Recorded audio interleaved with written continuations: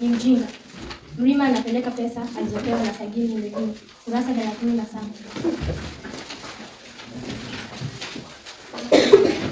Asante mzee. Asante mzee. Ninaelekea huko sasa. Mrima alisema na kucheka. Waliagana kwa furaha na Mrima akarejea ofisini mwake. Mangwasha alikaribia lile dirisha ili apate kuchungulia ndani. Hapo alimsikia Mrima akiongea peke yake. Eti familia. Kwani mimi mjinga niache mapesa haya yote yalipite bila kuyafaidi? Kipato hicho kidogo hata hakiwezi kuilisha jamaa yangu kwa juma moja. Potelea mbali. Mangwasha na wanawe watajipanga. Pombe ya Bwerere siachimo. Najua Sagilu alimpenda sana Mangwasha wakati mmoja. Lakini sasa hana haja naye. Kwani akina Sigaba wako wapi? Mrima, vunja mifupa ukiwa bado una meno bwana. Ni mbinafsi. Anakaidi kuikimu familia yake. Kurasa 37. Umesoma? Ndio. Ni mbabe dume. Anajiona bora kuliko mkewe. Kurasa 41.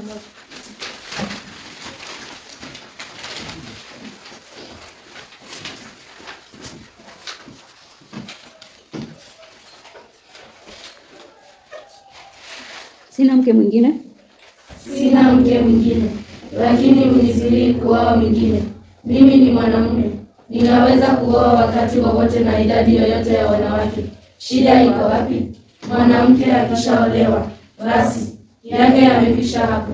Azae na kuitumikia jamaa yake bila kuuliza maswali. Mrima alimwambia bila kujali. Lililomshangaza Mangwasha ni kwamba mumewe hakutaka kumtazama usoni. Soni haingemruhusu kufanya hivyo. Alijua mkewe hayajua yote aliyokuwa akifanya siku hii aliyonena afisini. Ni mlevi. Anapotelea pondamali kunywa vileo. Kurasa 38.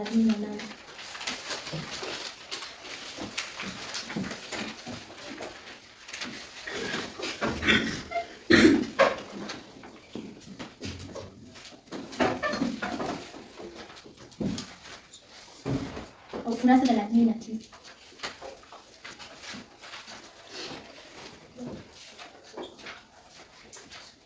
Pia nimeshuhudia Sangilu. Anza lo. Ninaona umekota ndipo mwenzangu. Hata mimi wazo kama hilo lilikitikia akilini lakini nikalipuuza. Leo hii nimesikia Mrima akitamka kwa kinywa chake mwenyewe kwamba nijipange na wanangu. Yeye keshapata mzinga wa asali, kwa hivyo jukumu lake sasa ni kuifaidi asali hiyo bila jamaa yake. Kesha ingia mtegoni. Kutoka ni balaa. Pia nimeshuhudia Sagilu akimpa manoti ya pesa, naye akafuliza kuelekea pondamani. Lakini nimeamua sitajitia hamaki za bure, wala sitamtoka Mrima. Nitajaribu kila njia nimwokoe kutoka katika kucheza usiku. Vizuri. Mwenye bidii alikuwa wa kwanza kufika kazini na uamsho kutoka. Kurasa 15.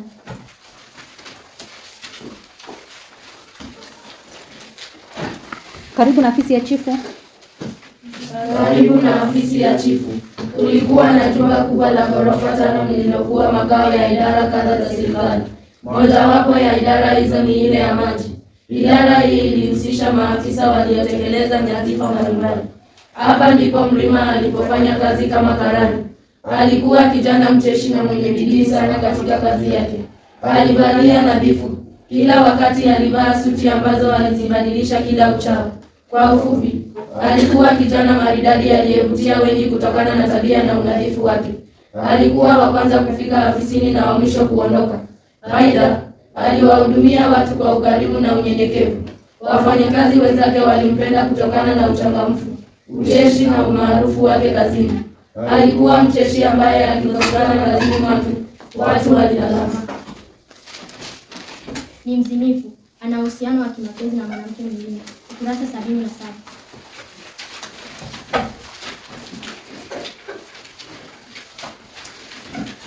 Mrima na furaha. Mrima na furaha mingi kwa chako ni mwako jungu karanga. Naona vizuri wanipa pesa kila siku, unipe mahaba mimi nakupenda kama muogo wa nazi, wewe mfalme wangu wanipeleka kunioa. Mimi furahi na kupenda kama halua. Ni kigemgeu. Anarudia ulevi baada ya kumwambia Mangwasha ameacha. Kurasa 42.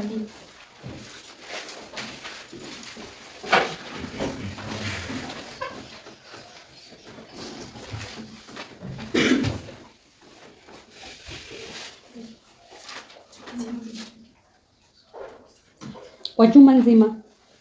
Kwa juma nzima Mrima hakuonja pombe wala kwenda ulevini. Mangwasha akadhani kwamba Mrima amebadilika.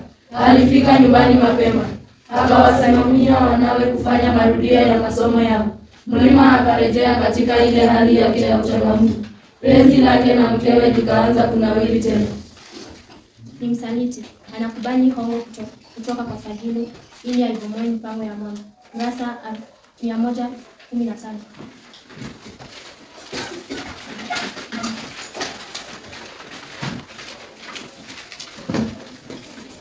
Ninawaomba msamaha. Ninawaomba msamaha. Sitarudia tena kushawishiwa na pesa.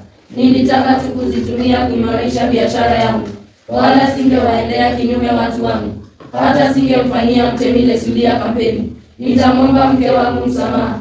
Kuchukua ile bahasha kutoka kwangu ndiyo yaliyokuwa maongozi yangu, na wala sitawahi kumlaumu. Ni mtamaduni, anamwambia Mangwasha kuwa mila inamruhusu kuoa mwanamke mwingine. Kurasa 41. Tumesoma. Ni asiyewajibika, anakosa kuwasomesha watoto wake. Kurasa Tuendelee. 27 hadi 28.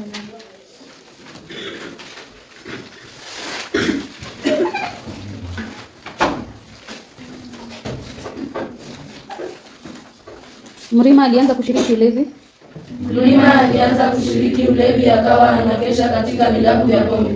Watoto walishinda wakimsumbua mama yao. Walitaka kujua aliko baba yao. Mama hakuwa na jibu ila kuwapumbaza kwa ahadi za uongo. Mwishowe, Mrima alikosa kufika kazini mara kwa mara. Alianza kuhepa kazi na kupotelea ulevini. Alipofika nyumbani, alikuwa hatazamiki. Nguo zilikuwa chafu, zilinuka uvundo wa pombe.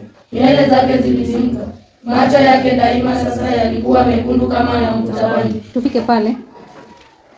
Soma hizo zingine zote. Ni mtiifu, alisikiliza ushauri wa kina Lunali na kurejea nyumbani baada ya kupokea matibabu. Kurasa 100. Tuendelee. Hiyo ndio mwisho. Umuhimu umeandikwa jangapi? 3. Visome zote 3. Ametumika kujenga mtiririko wa utushi. Anapoongwa na Saidi. Anajenga mtindo kupitia mbinu za satfa, mazungumzo na barua. Alifichua uovu na ukatili kwa marafiki. Unajua ukiandika umuhimu nilikwambia unaeleza. Kama anaonyesha mbinu ya satfa, satfa inaonekana wapi? Lazima utoe mfano. Kwanza kupewa mfano utapewa alama moja. Lazima upewe, iwapo zinapeanwa alama 2 utapewa moja ya kuonyesha anaonyesha nini. Yaani yeye ni kielelezo cha nini. Alafu kisha utoe nini? Mfano. Lakini hamkufanya hivyo. Ketini. Kundi la Irene Kilonzo.